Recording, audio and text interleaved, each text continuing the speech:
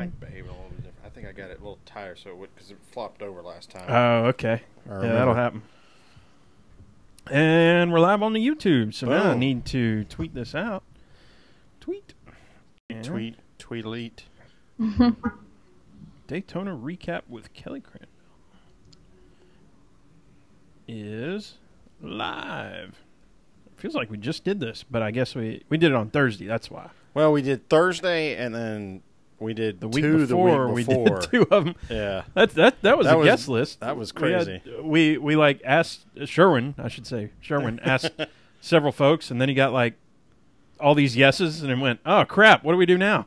We didn't expect people to say yes. Not on this ragtag mess of a show. Hello, BC Carl, 88. Good to see you. Oh, wait, that's a good point. I got to get my volume turned off on the laptop here. Oh, yeah. Yep. So we'll have a few folks join in. I would go over the show notes, but Kelly, you know how it goes.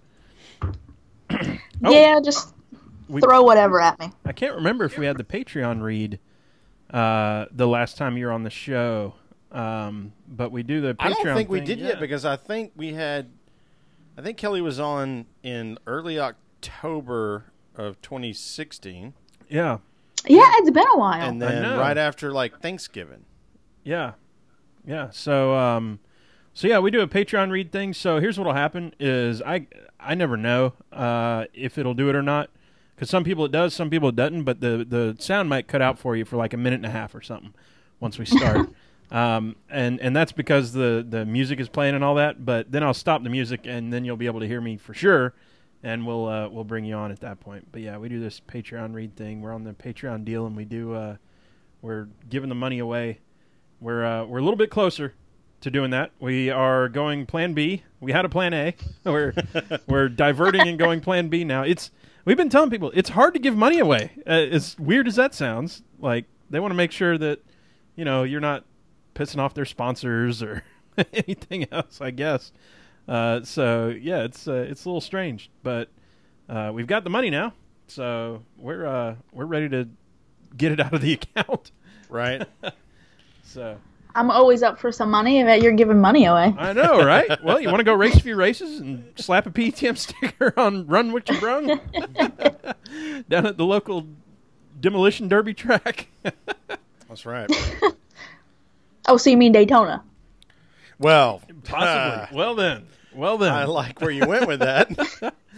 Oh, nice. All right, Roger's on. What's up, Roger? Rogers was at the track, wasn't he? Didn't they keep showing him a couple times? Oh, you're talking about Aaron? Yeah. Yeah. Yeah. Well, I'm pretty sure they caught him smooching with Danica right before the race. Hello. Of course look out. they would. Oh, Kenny, good to see you. All right, should we get started? That looks like we have a quorum. Let me make a confession before we get started, unless you want me to admit it on the show as well. Is if you keep seeing me look to the left, is you can probably guess what I have on my other screen. Oh yeah, I don't even know is it skating? Skating? No, it's wrestling. Come on now. Oh, wrestling. Oh, that's right. It's Tuesday. Yeah. Okay. It's Tuesday night, man. Come on. That's right. It's not. This is a free episode, right? SmackDown, says Roger. Yeah, I don't know. I never got into it, and I don't try to. I want to watch it with someone who's like totally into it. I watched it with Whitler. You were passed out at the last Atlanta race. Crap. That'll happen. That happens. Me and Whitler sat there and watched it on my laptop till the battery died, and then we watched it on my phone till the battery died. But we did watch the end of it. It was definitely cooler to watch it with somebody who knows what's going on. That was for sure. So, yeah, I might have to figure that out. Anyway, we ready to roll? I think so. All right. I think so. All right. We got short show notes. You know what that means. It's going to be an hour and a half show. Kelly, do we have any stop time for you? No, I'm good. All I said, I got nothing going on. I was going to sleep all day. I ended up going shopping, but I'm ready to go. All right. Let's do it. You ready, Sherman? Let's do it. Here we go. No, we have to record. Otherwise, I'm just playing music for myself. Well, I don't even have Audacity up. I forgot to copy your notes into mine, so I can't even record yet. Check. All right, check. Yeah, that's fine. All right. I didn't even have the recording software up. We were just going to do it funny. For ourselves, I guess, and the YouTubers. All right, here we go. We are recording now.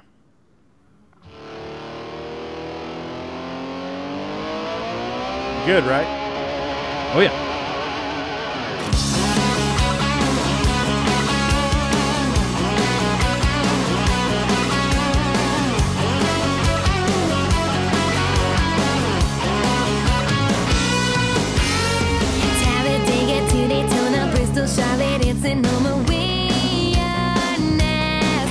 Welcome, y'all!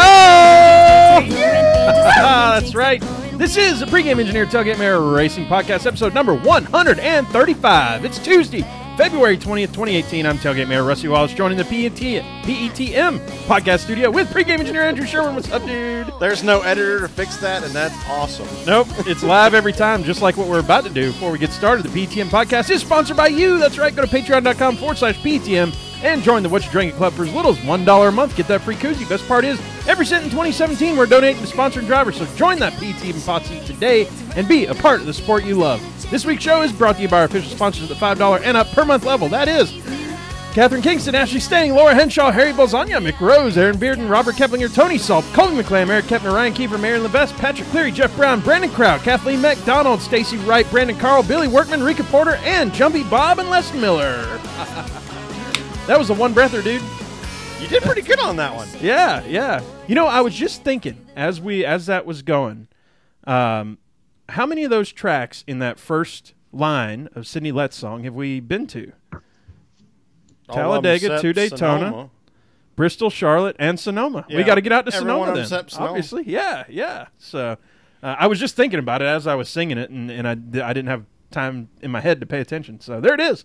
But we have a great guest tonight, dude. We want to welcome her on short notice. Thank you for joining us. But we're awarding 2 PETM PhDs in a row. That's right. I think 3 times on a show we'll get you that PETM PhD. And she's been working on it for like a year and a half. So one of our OG guests. Welcome back to the show. NASCAR writer for Racer Mag and podcast host for the Racing Writers Podcast. It's Kelly Crandall. What's up, Kelly? Hey, guys. I wasn't sure where you were going with that, but I'll take it. Yeah. I think we introduced the master's program and the PhD afterwards. So, you get like the not posthumous. That's the wrong word. What's the word for like retroactive credit? I think it's like grandfathered into the. What is it when they give somebody like a honorary? It's an honorary. Yeah, but I mean, she earned it. Lifetime. I don't know, exactly. Something of that. Exactly. But no, not the one where I'm dead. I was like, posthumous. That's the wrong Careful. word. This is the one that actually knows words. Yeah, right. We have a writer on the show. Well, I know that one at least. Yeah, you can't call me anything that has to do with writing or talking, obviously, or anything, or vocabulary. Anyway, Kelly, we start this thing off the same way every time. What you drinking tonight? Oh, just water. I'm being good. Just water. That's all good. Yeah. That's our most popular drink on the show. Serena? Why did I say?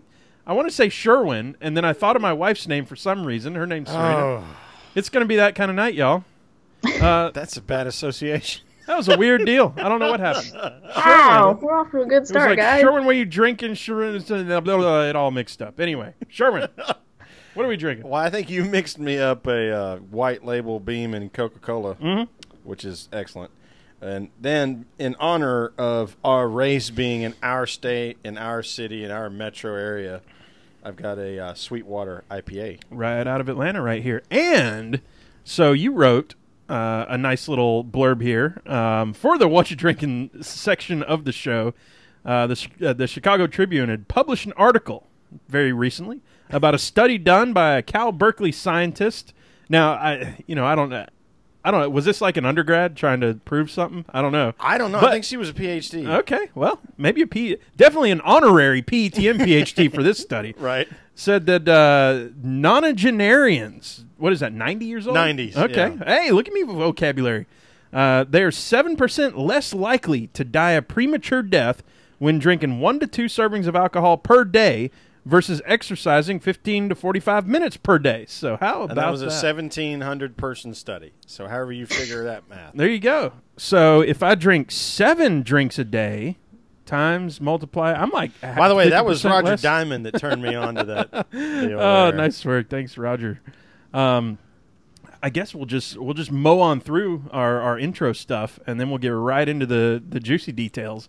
But it's episode number 135. I'll go through this one quick, dude. Car number 35. Has anybody ever driven that car number? The least popular car number in NASCAR history. So I figured we'd get here, but I thought it would be like by a slim margin. But no. Cole Witt has the most starts in the 35 car in NASCAR history. He has 36. So a whole season of racing. Whopping one season of racing. In the 35 will do that. Josh Wise with 35 races, so another whole season. Benny Parsons had 29 races, which was a whole season with 6 top 5s. Cool Wiki. Darrell Waltrip, Lee Petty, Joe Weatherly. So some big names had like one-timers. Cale Yarborough, Bobby Isaac, Jack Ingram, and a ton of other one-race deals. But, yeah, nobody's ever won in it. There's been like maybe 15 top 5s ever in this car. It was first driven by Glenn Dunaway in 1949, and its only success, I've already mentioned the names, Cole Wiki in 1986 with 1 top 5, followed by Benny Parsons, BP, in 1987, and had 6 top 5s. But otherwise, I mean, I didn't even really have a driver spotlight here, dude. There's nobody that like you hadn't heard of that raced more than like 8 races in the car. So bummer of a number. Yeah. So car number 35. Screw it. Let's move. Black hole of numbers. Right. Very short segment there. Yeah, Kelly, do you know any 35s? I couldn't think of any, and I should have thought of Cole Witt. Yeah. When you said Cole, that came back to me, and then I could be wrong, but I feel like wasn't Front Row using that number for like their third car when they would pull out on like the plate tracks for David Gilliland, or was that a different number? I feel like it was 30 something. I could be completely wrong though. At some point when they fielded 3 cars, they would be number 34, 37, and 38. Okay. They just I knew it was 30 something. And that 37 went away really quickly. Yeah. And became another team, which now we know is JTG Doherty. But way before they decided to run 2 cars, there was somebody running the 37 independently. But I think you're right, though. I think they did have a hold of the 30. I think that was when Josh Wise drove it, actually. Yeah, I feel it's it's somewhere in there for some reason. I just couldn't remember if it was recent or not. But I knew they were using it. Yeah, it could be the deal. Well, with that, Kelly, tell us about what you're up to. How's it going? And tell us about that podcast. We want to hear something about that. That's new since last time we were talking in the pre-show. It's been like over a year since we've had you on the show, which is a little embarrassing at this point. I mean, you're one of the OGs, so it's good to have you back. And yeah, tell us about what's going on. Yeah, just been busy. You know, I know we've talked about me being on the show quite a few times in the last year, but I think last year I was juggling quite a few jobs, and now I don't have to worry about that, which is, you know, you can take that with the good, with the bad. But, I'm just glad to be back.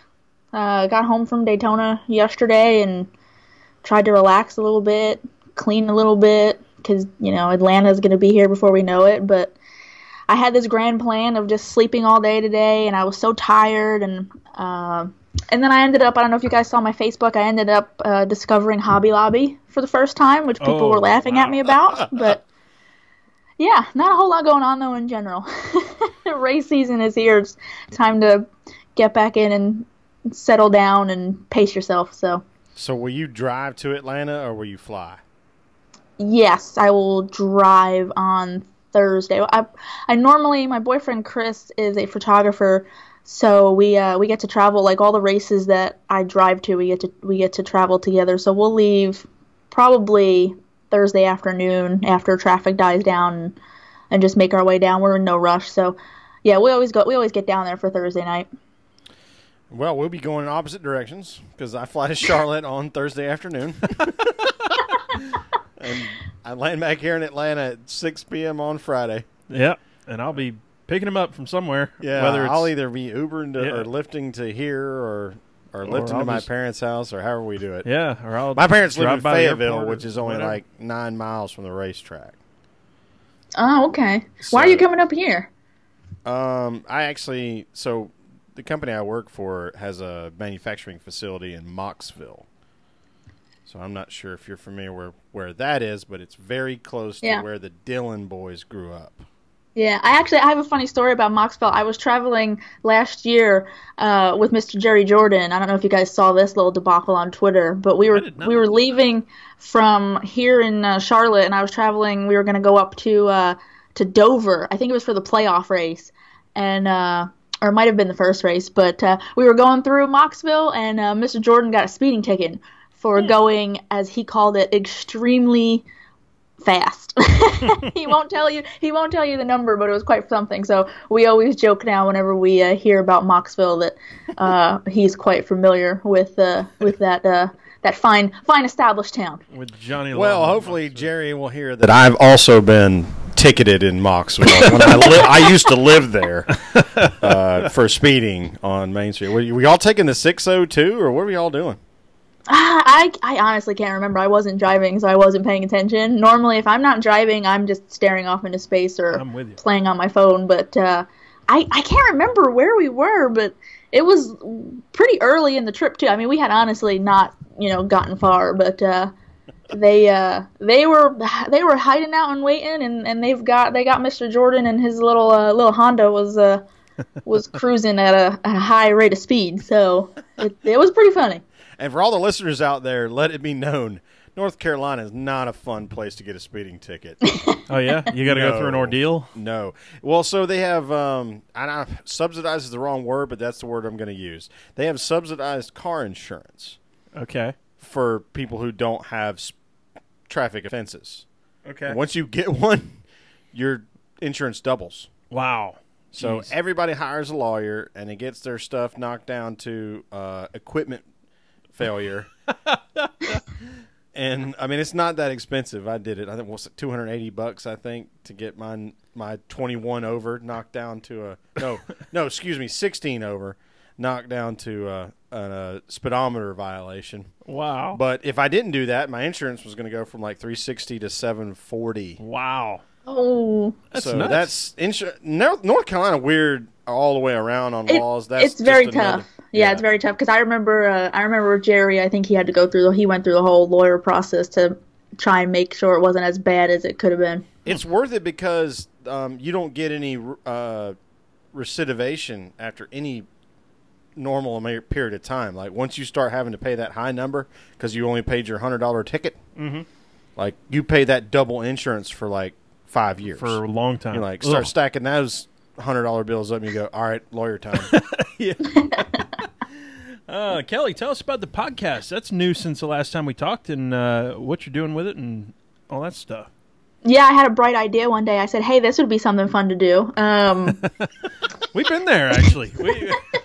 Took us 5 months to realize that thought. Yeah, it was, and I've said this, I've told this story a few times, is honestly one of the coolest things about my job is when you walk out of an interview and you have such great audio because whoever you were talking to was just, either so open or honest or just so genuine and you can really, feel their emotion.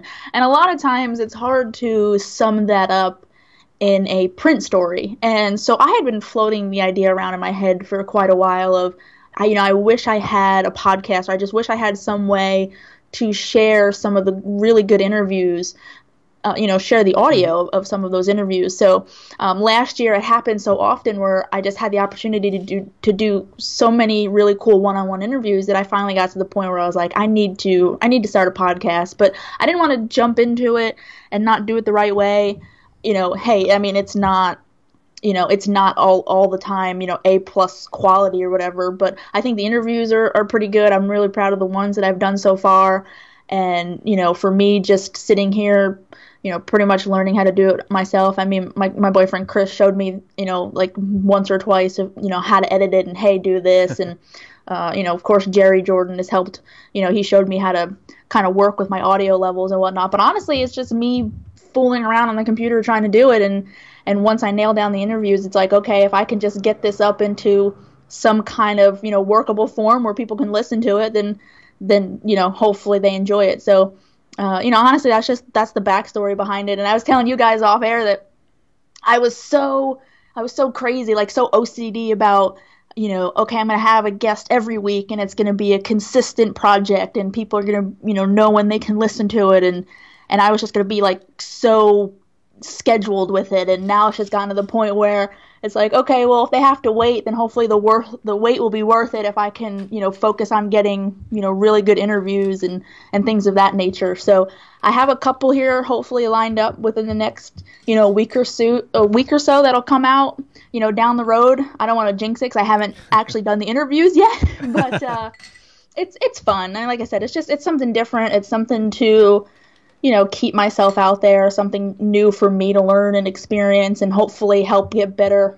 with interviews in general. So, the feedback from everybody's been great. So I'm going to keep doing it, even though I did give myself 1 star on my own podcast. That's funny. That's really There's always funny. got to be somebody, right? So just for everybody that's listening and for feedback for you, Kelly, the podcast that you did with Tony Gibson was absolutely dynamite. Yeah, that was that's probably one of the top 3 that I think I've done so far. That one, Tony Old Man, he's phenomenal. It worked out so well in terms of the timing and how, just nailing that whole thing down. And the funny part about that, kind of a behind the scenes thing, is when I went to record that with him, I went to Stewart Haas. It was the day that they had unveiled or officially announced Eric Almirola as the driver of the 10 car. And so I said, hey, I'm going to be up here. I had been talking to SHR about doing this with Tony Gibson, and they were all for it. It was just a matter of nailing it down. And I said, hey, I'm going to be up there. Obviously, you guys are doing this thing. Is there any way I can come and sit with Tony? And they're like, yeah, let's do it. So I get up there, and they had allotted me like maybe 30, 45 minutes, and I was like, okay, that's great. Well, Tony had a serious interview right in the middle of when we started recording it. So I said, I'll just hit pause, you go do your serious interview, and then we'll jump back in. So it was kind of funny to start the interview with him. We're rolling through questions, and then listen to him kind of talk, even on some of the same topics with Sirius. I think he was doing Trade and Paint with, Jim Noble and Chocolate Myers, and then jump back into our interview. So kind of just a funny behind the scenes thing. But you would never know it listening to the audio because it worked out perfectly. No, it was great. I could listen to Tony talk for 10 hours probably. Read the dictionary kind of thing. Yeah, I probably could have went on. I was just scratching the surface. Oh, yeah, right. You barely even found the tip of the iceberg with what he's got going on. I mean, I think I misspoke a couple of times talking about him on our podcast as I've gone back and listened to him. Like, he was a major part of that Coal Wiki group. Mm-hmm.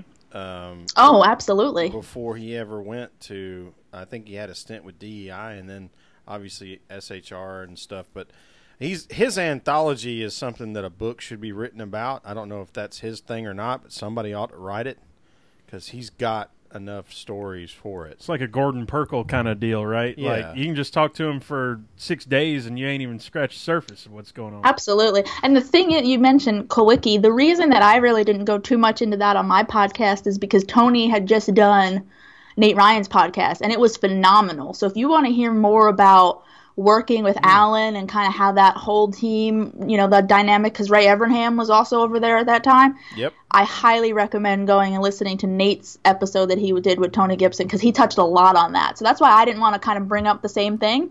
But yeah, he was Tony Gibson worked with Alan Kowicki. He's got some stories about that whole program. It's unbelievable. Yeah, I'm pretty sure after I listened to yours, I actually tagged yours and said, and also there's this by Nate Ryan. Yeah, Nate did a really good job. And those are, and I think, in all honesty, I think what you're doing is really similar to what Nate's doing. And I don't mean similar like people shouldn't listen to both podcasts. I mean similar in that you're pulling content out of these people. You got your hooks in, and they are opening up. They're opening up their cupboards and letting information out, and that's so cool. Well, that's, again, going back to what I'd said earlier, I mean, that's exactly what the goal was. I mean, look, I do interviews every week at the racetrack. Some of them are for 5 minutes, just getting what I need to get. And then there's other times where I would sit there for, 20 to 30 minutes because I want to do like a more in-depth feature story. And those are the times where I was like, okay, this needs to be in audio form. So when I want to do these podcast interviews, it's not just these quick hits for something, again, that I could write. I want to be able to dig into some topics and get them to open up, because again, if you hear it from them, it's so much stronger sometimes than reading, the print word. So I appreciate the compliment, because that's exactly, what the point of the podcast was when I started it. Fantastic. Is now a good time for that question we talked about earlier? Do it. Yeah. So. Oh boy. Well, Kelly, what I wanted to ask you is, because of what we just talked about, in my head when I was writing the notes out earlier in the day, I used the word expose, but that's not the right word. What you said is the right word, feature. Mm. A sit down where you talk to a guy for an hour, or a girl for 2 hours, whatever it is that you end up recording or writing down, or however it works. In 2018, who's your lion? Who do you really want to get to do that feature? And why, I guess. Well, so I'll tell you guys something that I am working on, and I'm sure that as the year goes on, I'll come up with some other stuff. And there is one thing that I want to do that I don't want to mention yet, because I haven't had a chance to start putting feelers out there with drivers and whatnot. But one story that I am working on, and it's kind of been told a little bit before, but I'm hoping again to dig in a little bit more, and maybe to a different side of it, is the relationship between and the bond between Rick Hendrick and Jeff Gordon is something that continues to fascinate me. And I know, look, we all know, Jeff drove for him for 20-something years, and, all their success, and we know how fond they talk about each other in terms of being, close like family.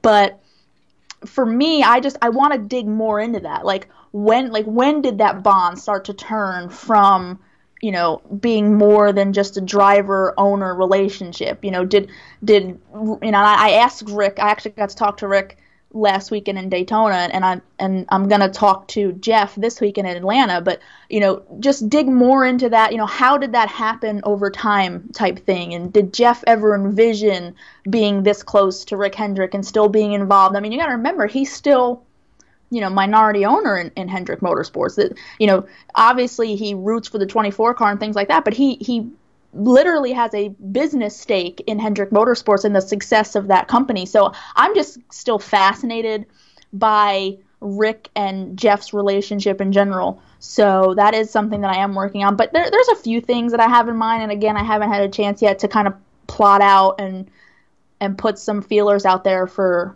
drivers of stories that I want to do. But so that's the Rick Hendrick and Jeff Gordon one is right now at the top of my list. So hopefully that'll be out, in the next couple weeks. I think what I would add to that is, I think there's a lot of us that have been really paying attention to what Jeff's doing in his current professional life, and the way Hendrick is posturing, that it seems pretty simple that the next head of the kingdom, or whatever, king at Hendrick Motorsports is going to be Jeff Gordon. Well, see, and that's a good question, because and I would think that way too. But I will say, as kind of a spoiler alert, I want you guys still to read the story, but when I asked, Rick about that, he won't for sure say yes, Jeff's going to be the next, he's going to be the next owner, he's going to be the next, heir apparent, or wherever it is. Rick keeps it very political of, Jeff can do anything that he wants to do type thing. But it'll be interesting to ask, Jeff that this weekend and kind of see, where does he go with that?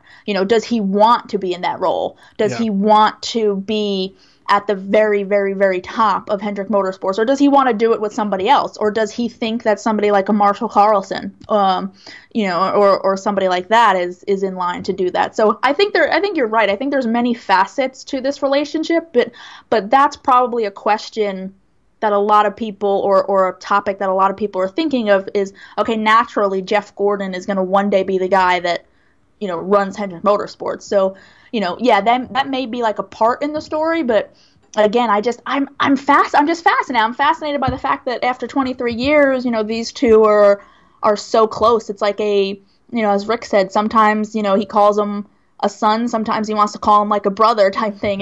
It's a really cool relationship. And again, it's one of those things where Jeff is heavily involved in the business aspect of Hendrick Motorsports as well, whether it's, sponsor driven or working with William Byron or whatever it may be. So, that's pretty much at the top of the list for right now. So I don't think it is avoiding the question if Rick Hendricks says that Jeff Gordon gets to do whatever Jeff Gordon wants to do. And so to your point, finding out and getting into Jeff Gordon's head, hey, what do you want to do or where do you want to be? That would be really cool. And JoJo just said on the chat there, that would be a fascinating story about Hendrick. That's the goal. Well, that's the goal. About that, and that relationship and how far that relationship goes to determine what Jeff Gordon does want to do, because he can do whatever he wants to do. So, really, that's awesome. That would be, that would be super cool, and I can't wait to see if and when that happens. We'll say when that happens. Well, yeah. So that one's definitely coming for sure. I don't know when yet. Like I said, I'm still putting it together. I'm going to talk to Jeff this weekend at Atlanta. Rick was really awesome with his time in Daytona after he did the manufacturer press conference. I think it was on Friday. So that one's coming for sure. But there are a few other ones, like I said, that I don't want to say just because I haven't had a chance yet to put some requests out there and see if anybody would be willing to talk about it. But I will say, if I can get the one that I've been thinking about since last year, I think that will be just as fascinating of a story. So, or at least, I hope so. That's the goal. Well, while you're there, put in a good word for the PETM podcast. We're always trying to lobby on our behalf, of course. Sherwin, you had something? Well, what I had was, they gave us a piece of data last year that suggested something's going to be different about what Jeff does, because he has not renewed his 2-year contract with Fox. To my knowledge, that has still not been renewed. And so that's why I was kind of half-cocked confident that, Rick might actually retire. So we'll see how it goes, obviously. I love Jeff in the booth. I'm not really trying to chase him out of there. Yeah. I think a lot, like him being in the Fox booth, had a lot to do with Junior choosing NBC Sports. And also the fact that he's wanting to do more stuff, and NBC Sports was like, we're going to send you to Pyeongchang and everywhere else. Super Bowl. Yeah. Whatever it is you want to do. Perfect. And as Elliot Saller says, he went to career. Let's do this, dude. For the first time in 2018 and for the first time in like 8 or 10 weeks, it's time to tear it down. Oh, wow. Yeah. I forgot all these sound things. Yeah, the sound effects and everything. They're back. Let's do it. It's Daytona, baby. We went to Daytona in what I might describe as a... I don't know what you're talking about. Whether or not we should tell this story. Probably not tonight. Okay. What I might describe as, for a person who really doesn't care for plate racing much, this was probably the most entertaining plate race that I've seen in a long time. Yeah. Well, are you talking about the Xfinity race or the Cup race? Because yes. The word entertaining might be interchangeable there. Yes is the answer to your question. I watched both of those, and I watched trucks, obviously, but yes is the answer. That was so. Here's the crazy thing though with Xfinity is, it was so exciting, and then that last wreck happened before they started doing all the overtime, and I had people over at the house, and we were fixing to go out to eat dinner, and like I was stopping them from going out to eat dinner for an hour. And no, so we watched one overtime, and then I was like, I'm sorry, y'all, it's getting late for what we said we'd go out. Let's just go out. I'll figure it out later. I'm telling you, we went out. We had a 20-minute wait at the restaurant. We farted around for 20 minutes. We sat down. We ordered drinks. We ordered appetizers. I pulled up on my phone, and it said, we're on for our 5th restart. That's how much time. So I'm not upset that I didn't see the end of it just because of all that. But everything leading up to that part was very well. We had a tie. Xfinity. Yeah, essentially. Yeah, .000. That story reminds me of like my experience during the ARCA race from the week before. Oh yeah. Because I wasn't in Daytona. I was still home, and my sister and I were gonna take our younger sister and our brother out to the movies, and we were gonna leave the house at 6:30. And when we left at 6:30 with that ARCA race, I think that they were just going to the first overtime. Halfway through the movie, I'm sitting in the movie, it's now like 7:50, so it's been an hour and like 20 minutes, right? That race was still going on. I looked at Twitter, and people were just blowing up Twitter about, all the ARCA jokes you could possibly make. So I'm glad that, you got to experience that with Xfinity because I did that with ARCA the week before. Misery loves company. Well, I had to eat a shoe because I said the weekend before that was an ARCA deal, and somebody else was like, "No." I think a lot of people said that it's a Daytona deal, and I'm like, "No, it's an ARCA deal." And now the reason why I started laughing when we started this segment is Rusty and I have this story about going to the Bud Shootout that we either will tell tonight or we'll tell some other time, but probably we experienced that ARCA thing. Yes. And it was an ARCA thing until it became an Xfinity thing. Yeah. So biggest story coming out of Daytona. I mean, ARCA gets a bad rap. I love. They're great at the short tracks. They're fun at Pocono. Yeah, that's a big track. I mean, I like watching ARCA. Honestly, for whatever it is, it doesn't matter to me what's happening. I mean, those people are trying to do way too much with way less of a machine than what a. I enjoy ARCA. I'm just saying. I think obviously judging by the comments from that race and then what everybody was comparing it to with the Xfinity race, I just feel bad sometimes. They get such a bad ARCA. They get such a bad rep. Well, you know what? We've had some great drivers come from that series, though. So obviously they're doing something right. I like this. Carl on the YouTube comments here says ARCA. They went a little crazy at the end, and then Xfinity said, "Hey, ARCA, hold my beer." Hold my beer, right? Watch this. That's the new thing. And I said that, and look, I'm going to say the same thing for Xfinity that I said for ARCA because it holds true for either one, and even for Cup because look, the Cup race had its fair share of big accidents as well.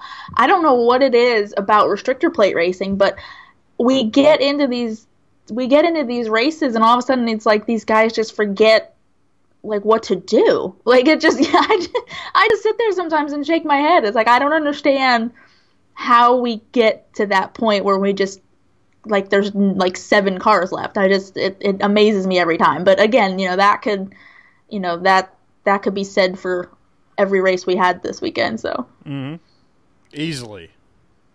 So going to Cup, I mean, what's our biggest story there? It has to be Bubba, right? I mean, stole the show. And not intentionally or whatever. Oh, I meant to grab my Bubba hat before I. Oh, damn it! Got on. I and like I'm cussing, not cussing, but I'm cussing Eldora's myself. a good hat. I've got an Eldora hat on right now, so but I'm not upset about Eldora, but my Bubba hat with Bubba's signature on it and all that. Kelly, were you in the media center afterwards when all that went down? I say media center in the whatever room they call that to see all that go down. Oh yeah, absolutely. I was the media center, so. The end of the race obviously was crazy. I go outside for the finish. A lot of us media, we go outside for the finish to try and get drivers on pit road afterwards. And, the last lap happens and, we're out on pit road. And at first, we can't find, I think most of us at first were looking for Eric Almirola because, of course, you want to get, his version of what happened on the last lap. So first we had to figure out, okay, Eric didn't drive his car back, so he's probably at the care center. And then it took all of us a few minutes to realize that something must have happened with Bubba because he didn't drive his car back to pit road either. And of course, we come to find out he and Denny had crashed past the start-finish line. So go to the care center, get Eric, and they say, Bubba's going to go to the media center. He's not going to talk out here. Okay, so hike it back into the media center. They bring Denny Hamlin in. He does his thing. And then here comes Bubba. and Bubba's all excited, and they're telling him about his NASCAR's introducing him about, okay, runner up, and the highest finishing African American since Wendell Scott. I think it was in the 1966 race, and in the car number 34 that we talked about last week, by the way. Oh yeah, Wendell won in 34. Yeah. Yeah.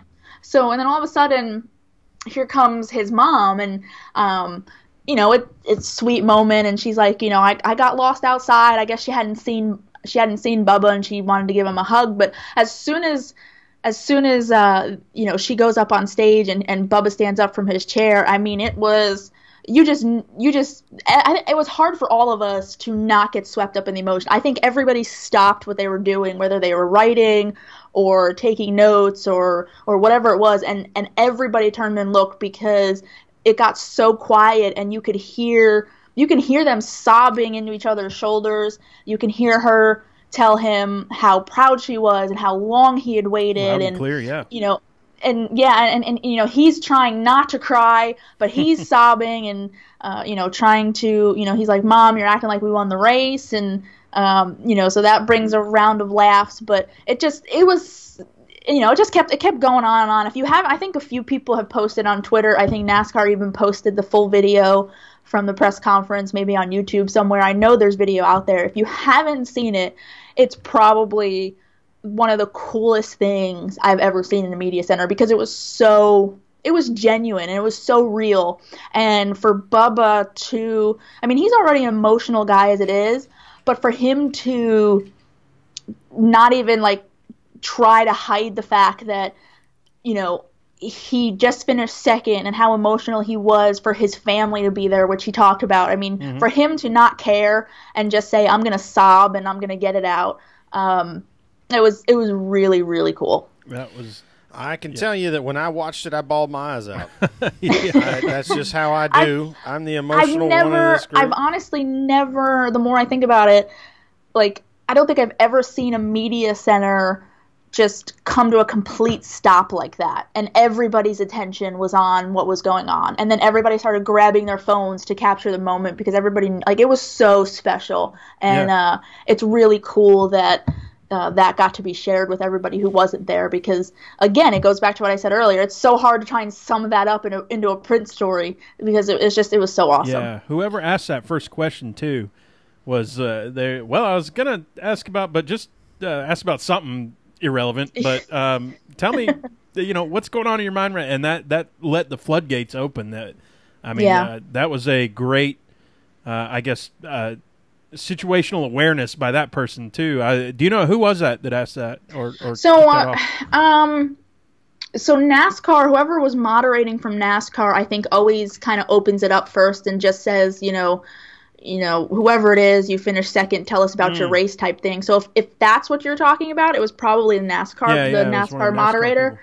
And then I can't remember. I think Holly Kane might have had the first actual media question, but I'm not sure on that. So if you follow Bubba throughout the whole weekend, and even just race day, if you look at all these appearances and everything, race day comes along. He gets that tweet from Lewis Hamilton, and he's saying he's fangirling out about it. He's like, oh my God, Lewis Hamilton has just tweeted at me. That's so cool.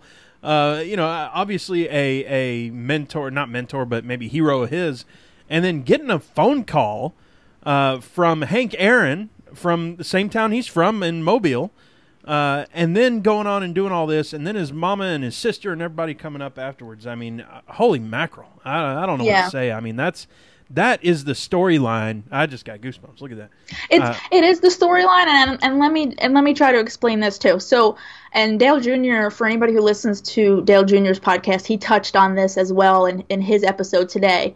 And Dale can really speak to it, because he drew a great comparison of the media attention that he got when, if anybody remembers back in '99 or right before going into his rookie season in 2000, does anybody remember that big countdown to EJ thing that they did, where they were doing all this big media and press conferences to announce Junior and Budweiser for his rookie year? So Dale made a great comparison to that on his podcast, but me being in Daytona, I can tell you that Bubba Wallace was the guy in Daytona all week. I mean, I know Danica, it was Danica's last race, and she certainly got her fair share of attention. But when it comes to media, Bubba Wallace was the guy. You have to remember, he had Facebook and all those cameras following him. They've been following him for the past couple months. They were down there with him, following his every move.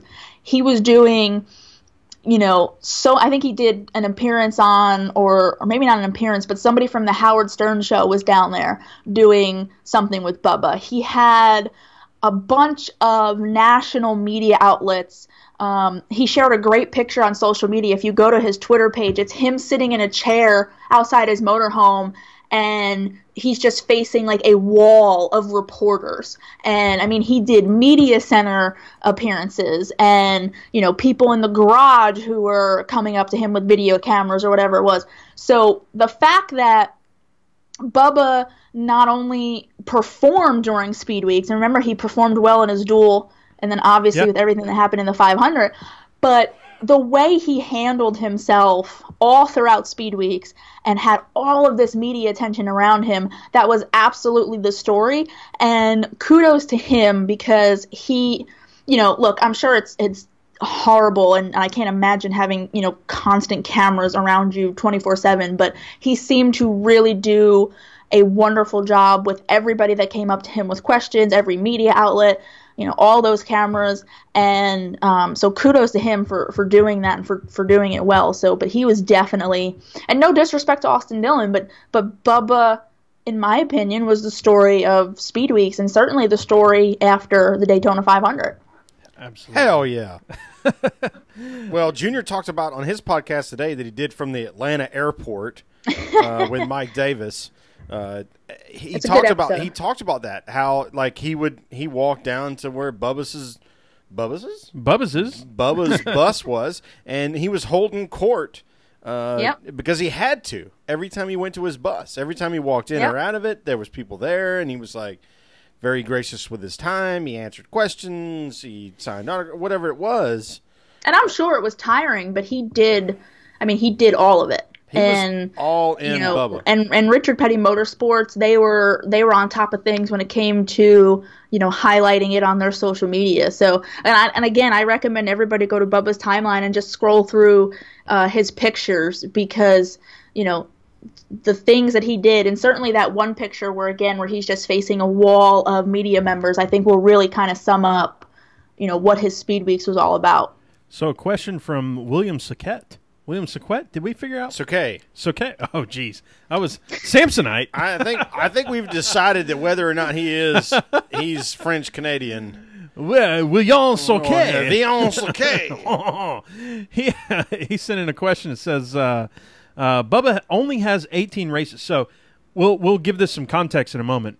He only has 18 races, including this weekend, covered for sponsorship by his count. Are good finishes and personality enough to secure more sponsorship? Number one, I would say those are the two things that get you sponsorship: is great personality and good finishes. That's what it takes. Well, and number two, he sent this like 5 minutes before Bubba and his race and RPM announced that they had a sponsor, like a new sponsor for Atlanta and stuff, and so Smithfield for 6 more.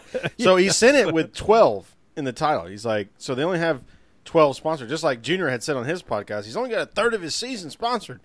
Well, no sooner did the William send us the question did Smithfield sign up for 6 races, and what they said was they were going to be supportive of their distributors and their other brands. Mm-hmm. And so it's going to be a lot like what that Kroger sponsorship is on the 47 and the 37, and what the 42 Target sponsorship used to be. And that's not a new sponsorship for RPM necessarily either, because no, there was a very I have contentious relationship last year.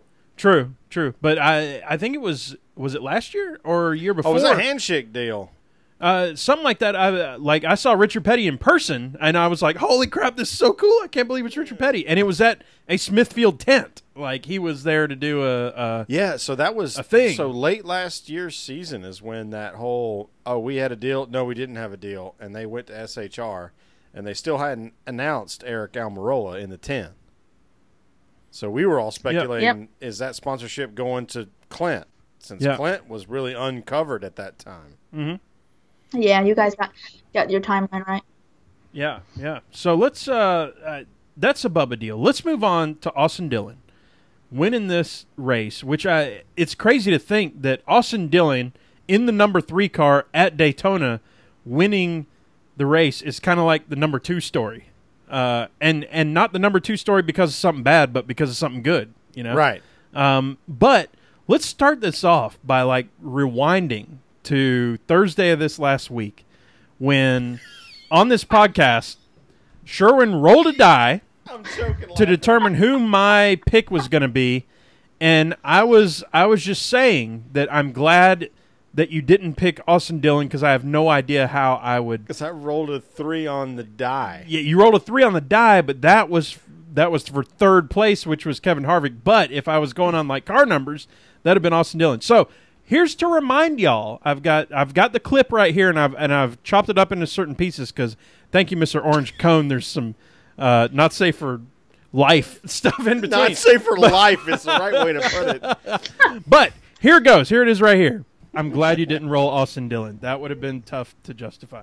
So, oh, goodness. I don't know. I was trying to figure out what I would have said about Austin Dillon. Well, it's all about being there at the end. And Austin Dillon, you know. So that was it. That was on Thursday's podcast. Was me saying, thank goodness, Sherwin, you didn't roll Austin Dillon. I don't know what I'd have said other than it's all about being there at the end. But, you know, I went back and looked. Like, he's had top 10s in the last, like, 5 or 6 years or something. Like, he's there at the end. You know, what do you want me to say? He does survive plate racing.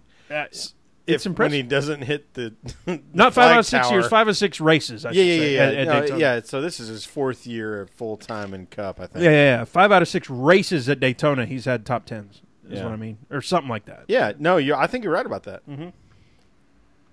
So, Kelly, what's your take on the Austin Dillon win? Is this like surprising? Is it, hey, Austin's there at the end, or you know, we were joking last time about how would I defend Austin Dillon as my random pick that Sherwin rolls on a die, and it happened to come true.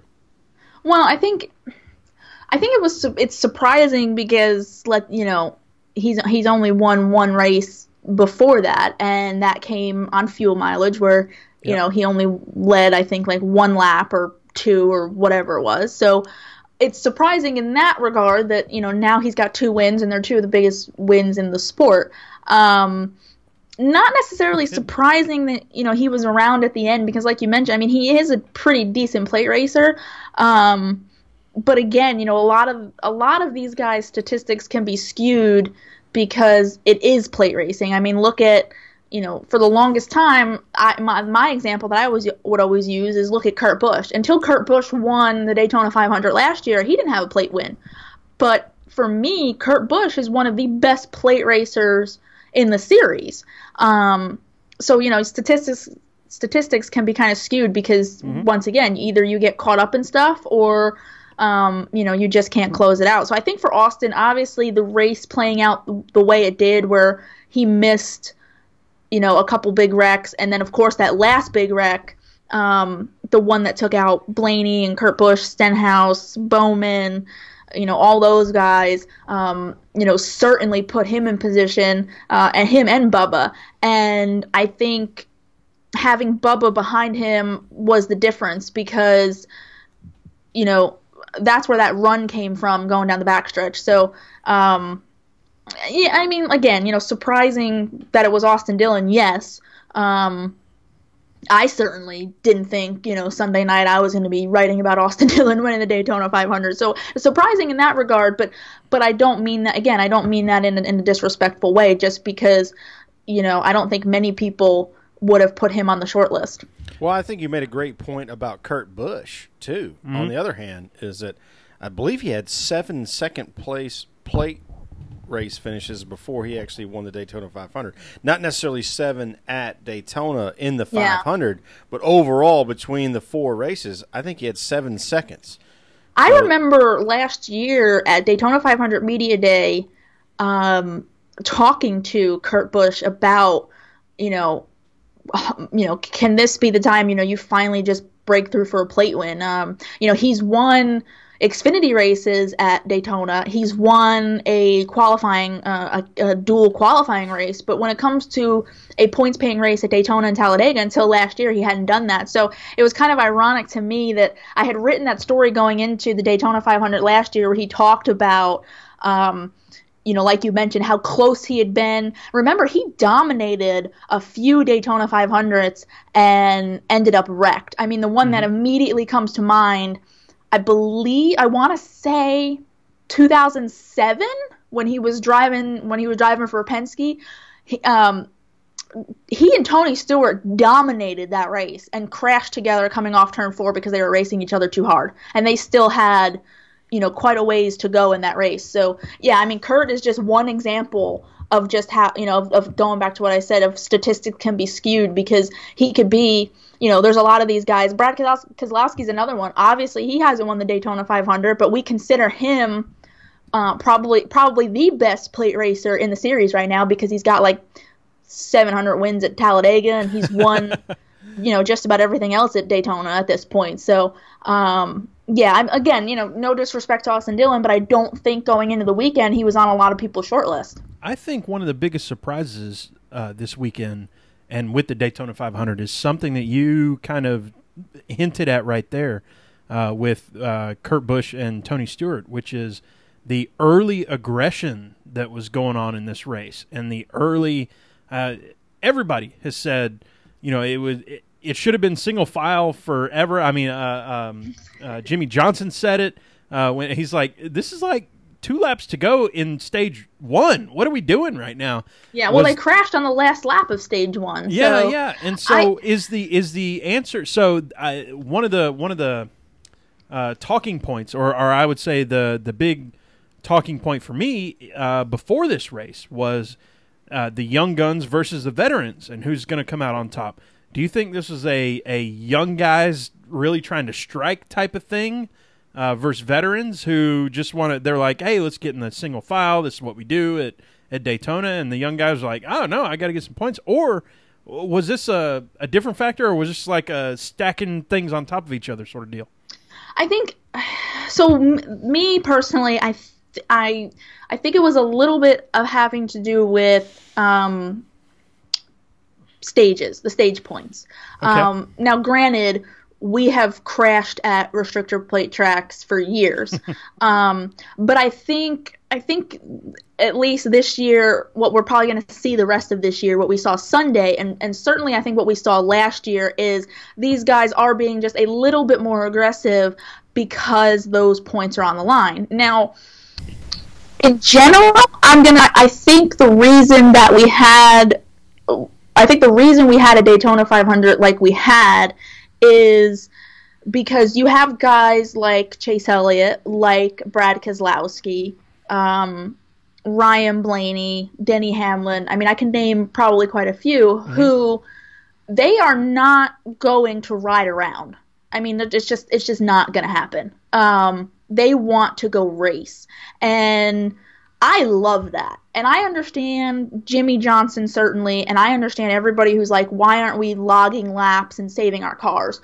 But, if they were to do that for 190 laps of 200, we all would be sitting here screaming at the top of our lungs about how boring a race that was. And two, I don't want to see that. I don't mind that these races are crash filled, and I know I'm probably going to upset a lot of people right now.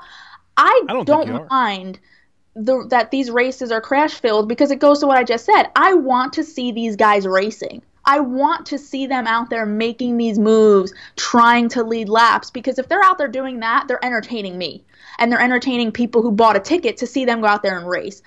If I'm a fan, I am not going to pay to go to the Daytona 500 to watch these guys run single file around the top of the racetrack for 190 laps. So I was perfectly fine with what happened. I think in some cases the blocking was a little extreme for, certain points in the race, but I also think that a lot of it also had to do with just how unstable these cars were. So The situation, the crash between Keselowski and Chase Elliott at the end of stage 1, I think that was a combination of a little bit too aggressive with these guys moving around in different lanes, and I think a lot of it had to do with how the air was moving and things like that. So I was highly entertained. I don't want to see these guys riding around. So I kind of forget I went off on a tangent.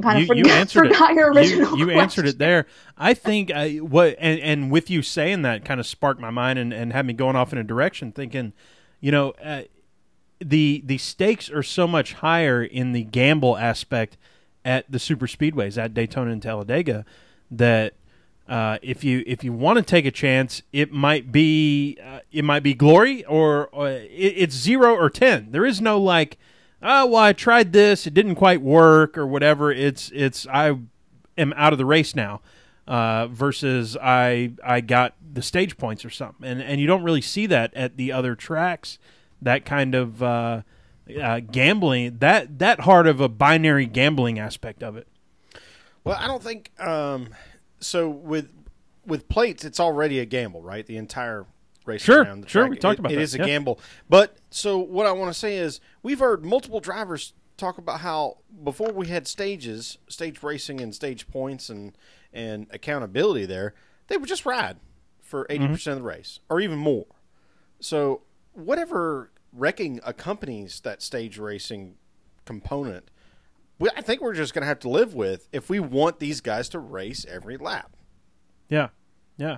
So I think a really good example of what stage racing does to cup races is go back and rewatch Darlington from last year and try to convince me that if we don't have stage racing, that Kyle Larson and Martin Truex Jr. race each other as hard as they do 30 laps into a race or whatever the end of stage 1 was when they finished pretty much side by side at the line for that playoff point. If we don't have stage racing, I don't think we get stuff like that.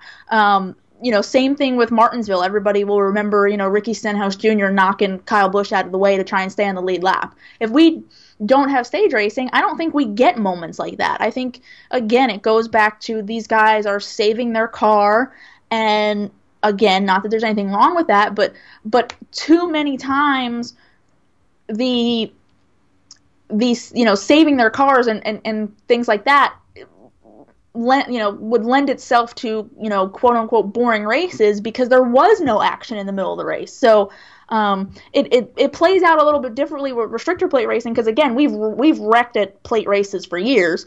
But I think in general, again, places like Martinsville and Darlington, go back and watch those races and try and convince me that we don't have we have action like that in the middle of the race if we're not competing for stage points. I agree with you. I was very skeptical about the stages, and we even deliberately called them segments long after NASCAR said they didn't want people to be calling them that. As non-journalists, we could get away with stuff like that, but I really do think that the stages have introduced something really good to NASCAR, especially considering that the number of phantom debris cautions has significantly been reduced. And I think it's better. It's better for the TV product. Look, if you were already going to try to break these races up because you have a plan, why not just announce that plan ahead of time? I think the biggest thing that NASCAR has struggled with is being transparent and saying, this is what we want to do, and this is why we want to do it, and this is why we think you're going to like it. And NASCAR fans are grumpy as a whole in general. But I don't think that's a whole separate podcast, and I can get myself in complete trouble because I will start spouting off nonsense about the NASCAR fan base. Yeah, well, yeah. So yeah, we know that already. We know. I mean, it's not keep it between the ditches. It's not keep it between the white lines on this podcast. It's not keep it between the ditches. It's keep it between the guardrails because we understand that there's so many different varying opinions by the fans and what they want to see and what NASCAR is doing because NASCAR does a lot of weird things, right? The weirdest thing they do is not be transparent. The weirdest thing they could possibly do is have the biggest face in NASCAR not understand a significant rule in plate racing regarding the double yellow line. Now, Junior has taken ownership of that not understanding the rule. But Odd Steve having to disseminate it over Twitter means they haven't explained it well enough. Yeah. Well, go back to last year when drivers and teams were trying to claim that they didn't understand the Jimmy Johnson rule, where he pulled out of his pit box and stopped to put a lug nut on. I mean, that is a rule. That is something that NASCAR had told teams, but I guess some people either didn't pay attention or didn't get it clarified because, leave it to Chad Knaus to know the rules better than everybody else. So, yeah, always. So let's go ahead and move on to, we've got a rapid bunch fire. of, we got a bunch of questions from the PTM posse this week, so we'll rapid fire them out. Mick Rose at GoDucks42_Mick says, who's your overall sleeper to get a win in any of the 3 National Touring Series? That's, if you'd have said... And you're on the clock, Jeopardy. Right? If you'd have said Cup, I'd have had one answer if you say this or that. Here's what I'm going to say. Kaz Grala is now in Xfinity Series. He's got the win at Daytona, obviously, last year. He's racing for GMS been now, on right? the podcast. He's GMS. And he was like top 10, maybe 8. Yeah, I think he got 8th like or 6th or 7th something. or something. Let me Yeah. look it up.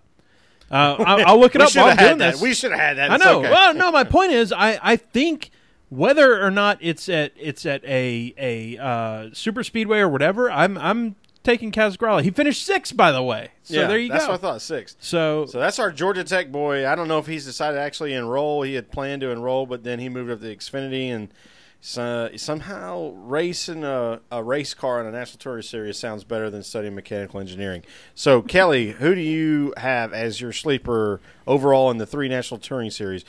Overall, just include all the series. Who do you think nobody knows about that's probably going to win this year?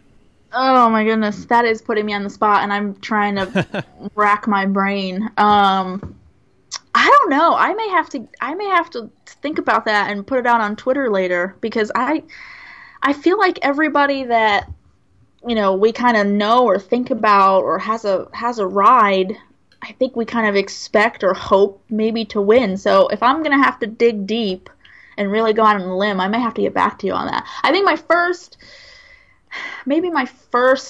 inclination, and this isn't really a sleeper, maybe because of the team that he's with. And we certainly know who he is, but maybe Ryan Truex with Kaulig in the Xfinity Series. I think that would be. I like it a lot. That would be a pretty big upset, I feel like. I just saw Carl on the YouTube comments say Ryan Truex. I think you've got some good company there in that pick. Well, if you think of something else, be sure and tag us. Just because of the team, I mean, not to diminish what Kaulig Racing is doing at all, but, let's be honest, they're fighting against some pretty big teams. So I think that would be my first one. But I may have to go look around at some of these rosters and dig a little deeper on that one. Well, tag the old PTM if you come up with something you think is awesome. Sherwin? And we'll get right to the next one from Frank Villat. Wait, what's yours? Oh, I have to pick one? Yes, obviously. I mean, this. Bubba Wallace. I love it. All right. That needs no further explanation. Frank Villat, at Frank Villat, he says, all right, I love this question. We've had it a couple times for the journalists and writers and stuff. What's the funniest or most awkward answer someone has given you during a press conference or interview? And I thought this might be 2 questions. It could be, but like, what's the most? How about most memorable off the wall answer you've gotten? Man, nothing is coming to mind. I must be bad at my job. No. I must not be memorable or like good enough to where they're making off the wall comments or awkward. I don't know. Oh man. Well, you need some more. Like, you need some more people that are like some self-serving moments. Like I could, those are fine. Like, Brad Keselowski. Back when I first started really covering races consistently at the racetrack, Brad Keselowski at Charlotte in 2013. When he won the fall Charlotte race, and he came into the media center, and I asked a question. So I'll say this: in terms of awkward, it was awkward for me because I asked a question, and when you're in the media center, you state your name and your affiliation, which is of course whoever you are working for. So I said my name and my affiliation, and I was sitting in the back of the room. So I don't think he saw me, but again, I say my name, my affiliation, and I start asking the question. And when I do that, I see Brad sitting at the stage on the stage, and he gets like a weird look on his face.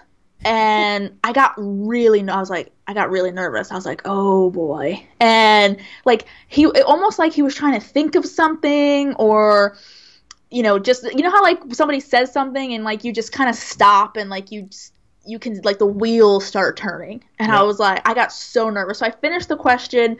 I'm like bright red because I was already nervous to ask a question. I was still relatively new, and he pauses before he answers, and I'm like, oh my God, this is gonna, like, he doesn't he doesn't know me, or he doesn't like me or something.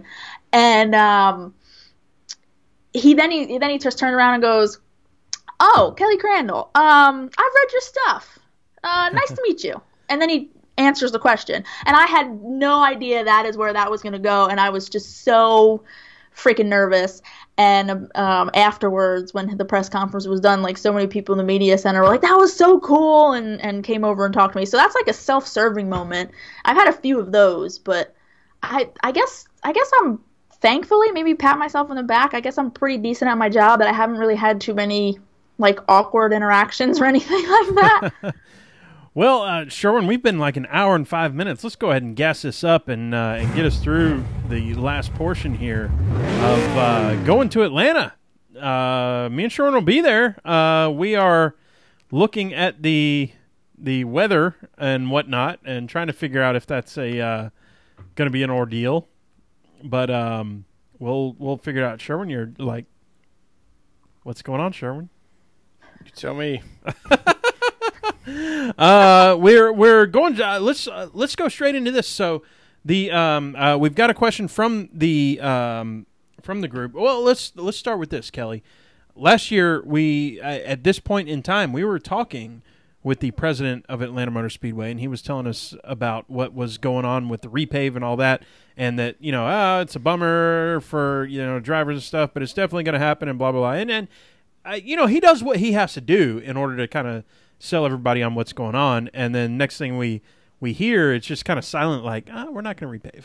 We're just not going to do that anymore. They did kind of do that. So what? I don't know. What's your hot take on that one? In terms of like how that played out last year, or in terms of Atlanta being repaved in general? What's the deal? Yeah, exactly that. Atlanta repave in general. Yeah, I think that is probably coming much sooner than later.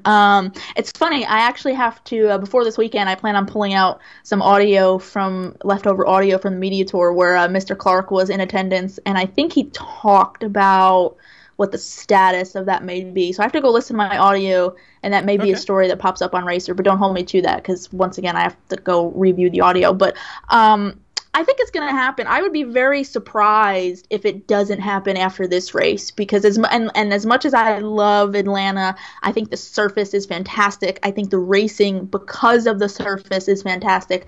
I just don't see how that track can hold up much longer with these heavy stock cars. You're going to have 3 races, practice, qualifying, like just so much going on this weekend. And with the weather, as much as I would love for Atlanta to stay the same forever, I just have a feeling this may be the last weekend we get with it. Well, last year was supposed to have been that. Yeah. I would be surprised if they don't. I'm with you. I was so sad last year too, and I think I actually wrote on Racer, my column after race weekend was like, please, just one more year. So I got my wish. So if it does end up being the last year, I will be thankful. But I think just realistically, I don't know how much longer that pavement can hold up. Well, we're definitely planning to have Ed Clark on the show very soon. And I think I was mostly interested in having him on after they make that decision.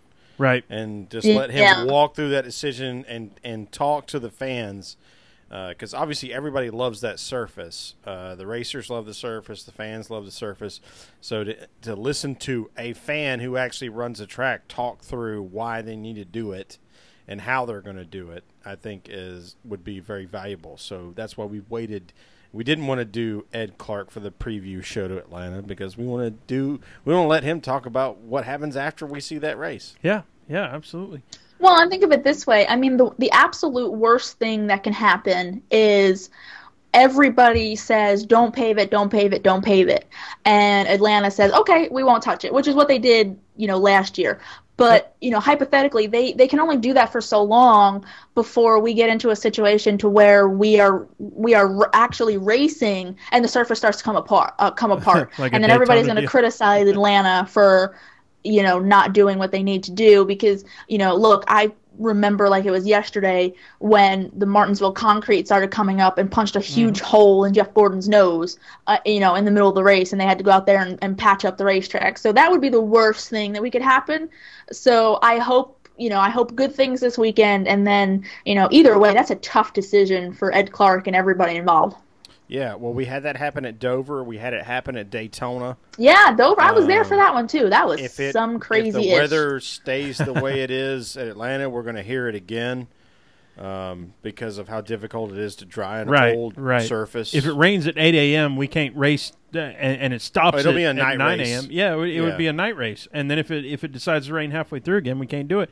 But if it doesn't rain at all, we get another – please don't repave this track. So exactly. It's damned if you do, damned if you don't. Yep, exactly. So let's go ahead. It's going to be tough either way for whoever who has to make that decision. Let's go ahead. And Sherwin, we've got a new deal. We had the dude at Pocono for like the trucks race forever doing our picks sound effect. And he was awesome. And this is no dig against him, but we've got a new sound effect, y'all. Here it is. Drivers, start your engines! Well, somebody we all know quite well Dale took it to heart, calling to fire. And he didn't, like, in the interviews afterwards, he's like, I wasn't planning on being that crazy, but when you're in the moment and you get to do that, we saw a side of Junior we've never seen right there. So we're going with picks. So that brings us to another Ask PETM question. Andy and David at MOATF Podcast. What's up, fellas? They say, what does the local knowledge say about who to pick for DraftKings this week, apart from the 48, obviously? Here's the deal for me, by the way, is I last week in Daytona, I was talking about the young guns versus veterans. We've already talked about this surface and the history that this thing has. Atlanta is, in my opinion, all about the history. You've got to pick somebody who knows what's going on here. Now, here's the crazy part, is Chase Elliott has driven here since he was 13, 14 years old. Sherwin was at those races 11. too. 10, 11 years old. He knows this surface. So that's a good, I'm not sure. But if I'm going to put money, I'm going to put money on somebody who's been around, and my pick is Mr. Kurt Busch. Oh, man. I love that.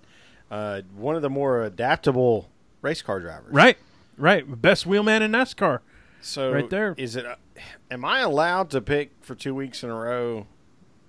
You're allowed to do whatever you want. Yeah. Well, this year we're trying to pick the right people. Last year we kept trying to pick these people who think about this, think about that, and we lost every weekend to our buddies over lap traffic. And yeah, so Brandon, we're trying to beat your asses this year. I love your excitement. I'm excited. Let's do this because you're absolutely right. So, in an effort to be as excited as we could possibly be, I'm picking Chase Elliott for the second week in a row. There you go. Hometown track.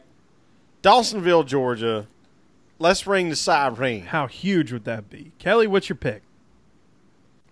One pick, or do you want me to just name some drivers that I think are pretty good in the lineup? I mean, we like... However you do it. We like polarity here. Pick somebody and be like, this is who's going to win, and everybody else go jump in the lake. I guess if I had to pick a race winner, I'll go with Harvick, just after how he performed there last year. But if anybody's looking for really bad fantasy advice, because I'm all about giving out advice that sounds good and is not.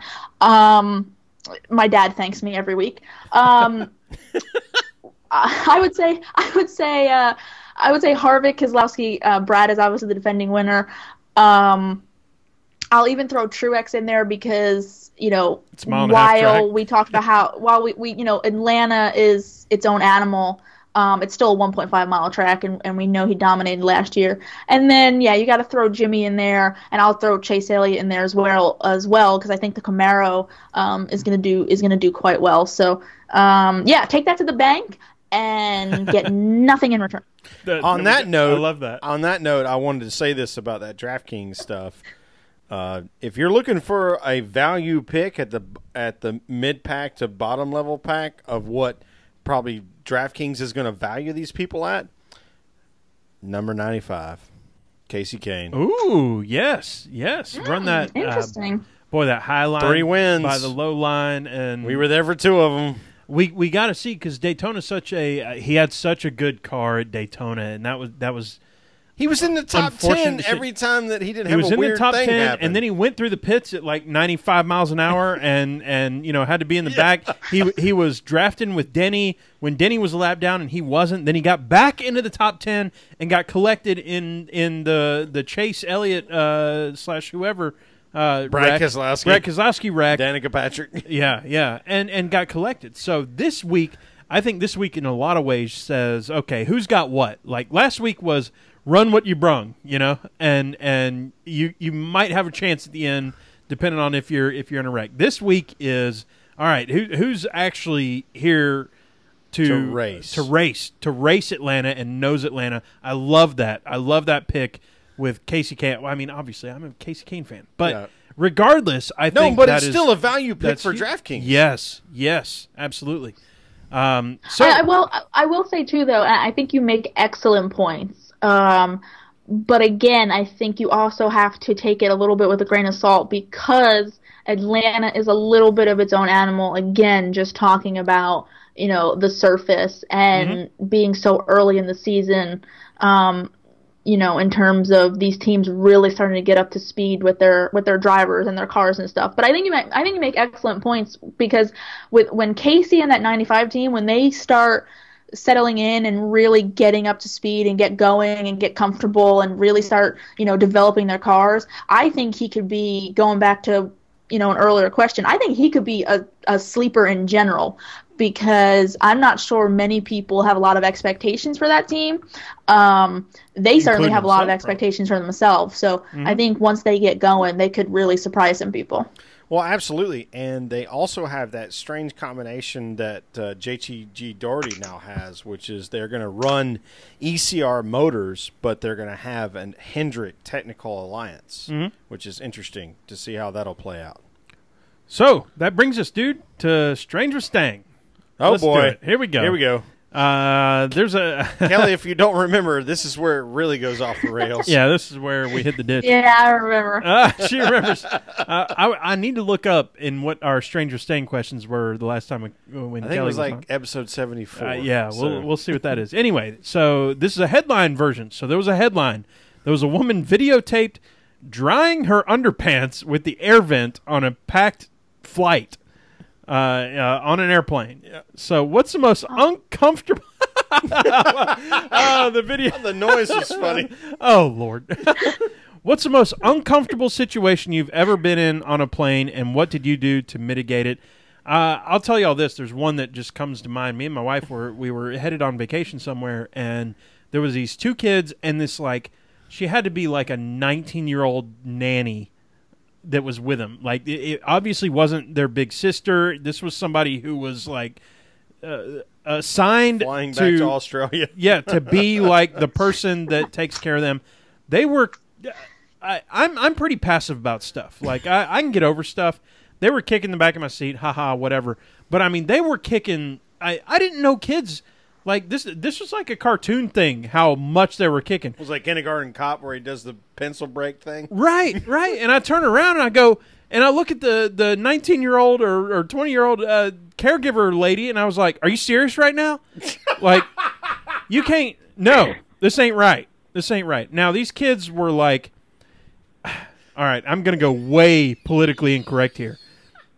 You ever seen them kids that are like, that are I'm going to use quote fingers, ADD, but it's because they're kind of like encouraged to be, like they're not really. There's people, and that's the thing. Me at 37, if I was like exact same but like 7. There's people who are like ADD and ADHD is a real, it's a thing. A psychological thing. It's a cognitive disorder. It's I'm not a thing. sure we should be giving them meth, but right, we do it. right, yeah. But point is, I think there's also the people who are ADD because they were diagnosed that and their parent blah blah blah.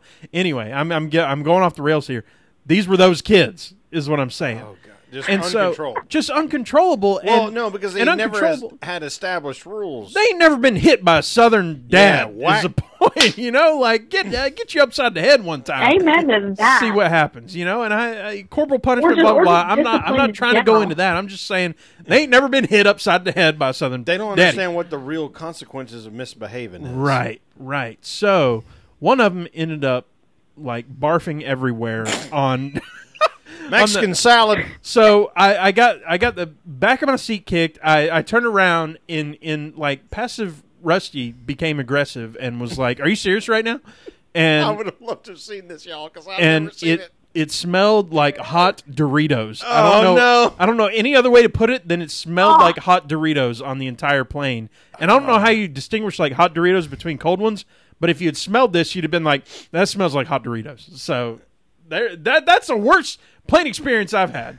And that sticks with me. Sure. Good grief. Mine is significantly less dramatic. Actually, you know what? Hold on. Actually, I just thought about this.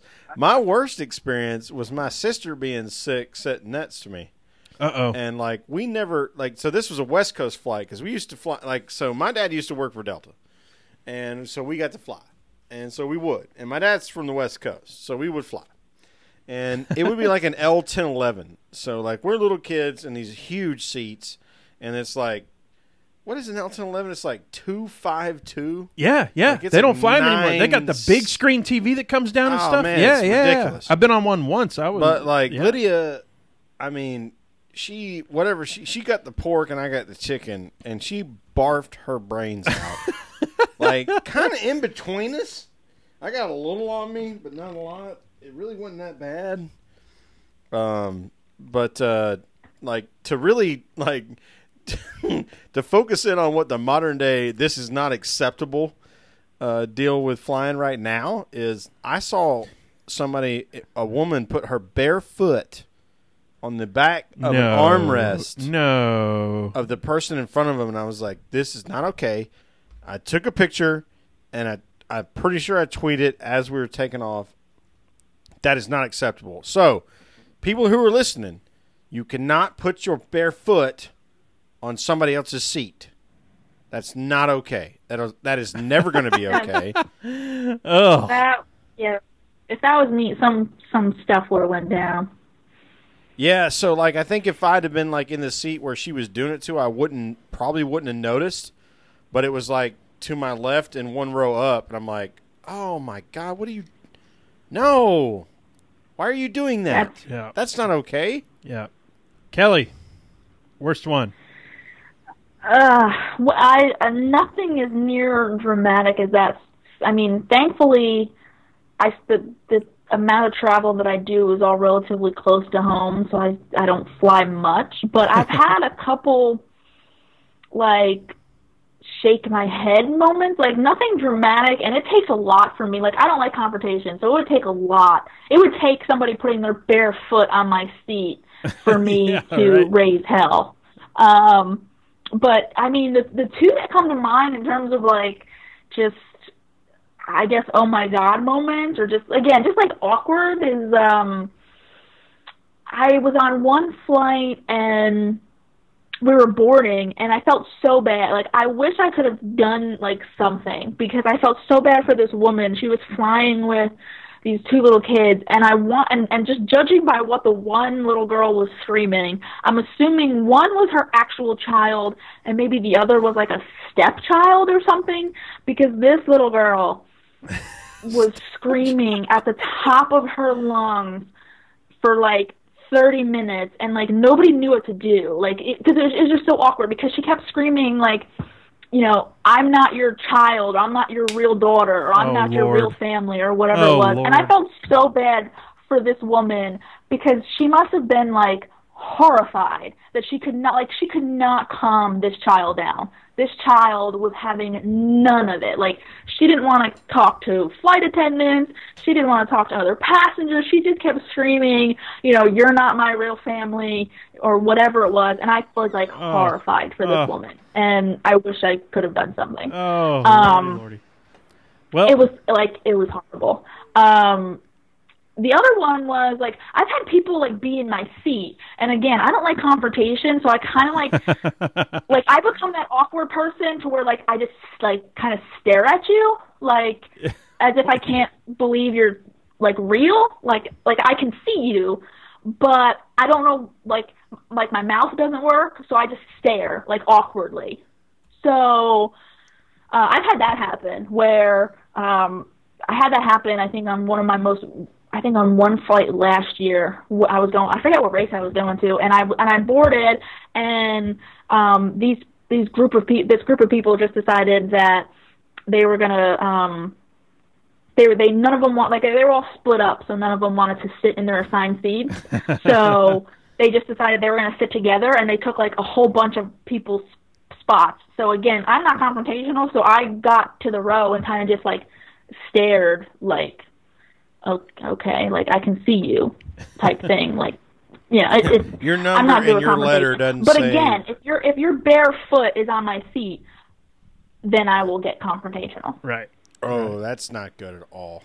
Kelly, with that bombshell, close us out. Tell us where people can find you. Tell us what's going on, and thank you so much for being on the show.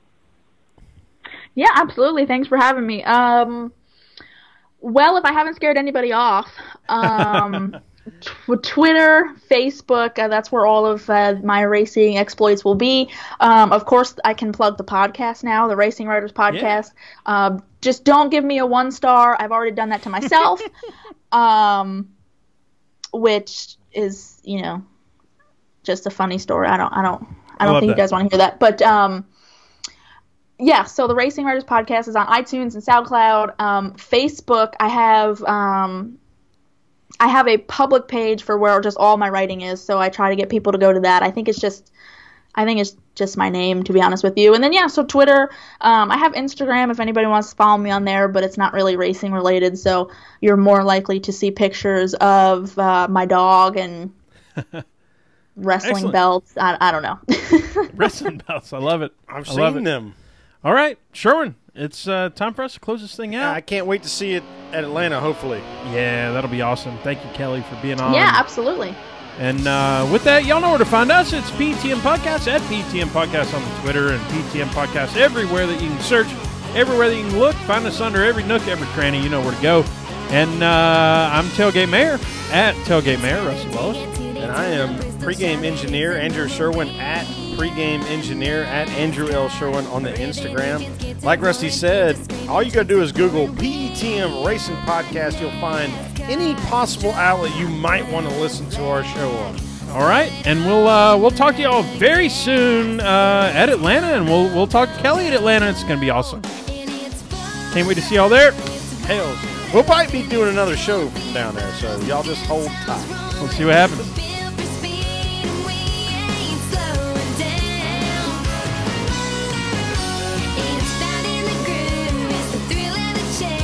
It's running on fumes in a checkered first place. We're stealing wheels and racing hard.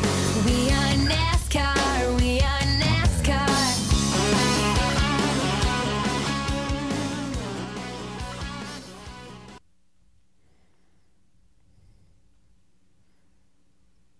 There it is. That is it. The show. Thank Holy mackerel! Thank you so much. This might be our longest podcast that we've ever done. So, really? Yeah. Hour and a half is not usually our deal, but it's when you get into it and when you're having fun, it's like, why not? Why not keep going? Yeah, that's like I said. That's pretty much what I'm doing with mine. Is like I was like, oh, I want them to at least be 30 minutes, but again, it just everything goes by the wayside now. Well, Rusty was hurting me, and then I didn't really realize how long we were going. And I was like, and then like he stuck the question that I was like potentially disappointed in not asking. He stuck it in the finale. Oh yeah, right yeah. before Strange was staying. You gotta So trust it's me, like, man. I'm always looking out. I mean, I know I usually let you go, but I'm like, I will make that. I'm the one that makes the facial expression. Yeah, I'm always in. I'm always in. I think we can yank 15 more minutes, and it was like 20 more when he was like, "Hey, we got to start, rallying up the goats." Yeah. And he was totally right because it did take 25 more minutes to do it. We really appreciate you, Kelly. This is awesome. It's this whole NASCAR thing is so much fun. We love doing what we're doing. We love that there's so many people like yourself that are willing to give us some time to do what we think is fun. So thank you. Yeah, if I can ever figure out how to do a podcast the way you guys are doing it, where it's, online or over the phone or whatever it is, like, you guys need to be on mine because I want to pick your brains about, like, all your background and everything and how you guys don't dare think. us. Well, So there's nothing. You may have to actually teach me how to do that because I've been doing all my podcasts in person because I don't know how to do kind of like what your setup is of doing it and recording it online. Guess and check. Sure. Hey, I'm not suggesting that you go back and listen to them, but I think we did our first 5 podcasts on a potato. Yeah, probably. And then we started getting better and better because we are very much do it and see people as opposed to let me practice 100 times and hope I get it right. Like, we're not that. I think the big well, here's the thing. I've already said that, like, I am not a writer and don't aspire to be, and my vocabulary sucks, and I wish it were better. And I know I should read more and do that, but I don't. But I am good at pewters, I've got pewters. I'm gonna have to pick your guys' brains then this weekend. We'll have to make it a point to get together this weekend, and we can set something up, and you guys can be on my podcast for sure. Oh, that'll be awesome! Hell yeah! Right next to some of the folks you've had on. Well, so here's the irony of all this weather stuff. And I don't know if I think we discussed this on the front end. Maybe we didn't. Yeah, that's right. If you guys do make it, we'll have to. If not, we'll just have to chat. Yeah. In general. Yeah. We can't wait to waltz into the media center and for like Gluck and Nate and Pocky going, "What are you fools doing here, dumbasses? Why are you here? Like, somebody screwed up and we're in. Hey, yeah, jackasses. Hey." Yeah, we'll have to make that happen for sure. I think it'd be fun, and I can honestly say that hand to God that I have been thinking about that for a while, of just because I really want to know like your guys' backgrounds. I think that'd be fun. We can just talk for however long and whatnot. So we'll have to do that for sure. It's not exciting, but I guarantee I'll make it funny. We'll come on, everybody has a story. So hey, you can make it up, and I won't know any of the wiser. There you go. Oh man, yeah. I love it. It's a great point, but yeah, I think you would enjoy our anthology as podcast hosts and as fans. Yeah, it's for sure. Classically, we have no idea what we're doing. Kelly, thank you so much. Anytime, guys. Hopefully I'll see you guys this weekend. Yeah. You said you're coming in on Thursday. We'll be there. Sherwin's coming in on Friday night, so we'll be there Saturday all day. Let's hook it up. We'll figure it out. Yeah, absolutely. Sounds like a plan. Awesome. We'll catch you later. Thanks, Kelly. All right. Thank you, Kelly. See ya. Bye. And for those of y'all still hanging out on YouTube, thank you for being here. And we are going to high five. Oh, and that leaning forward made me realize how much I have to use the men's room. So I do have to use the men's room as well. We'll talk to y'all later. Thank y'all for being on. You're the best. PTM Posse rules. Woo! Till next time. Y'all got your half hour within the iTunes. That's this right. time. Peace out.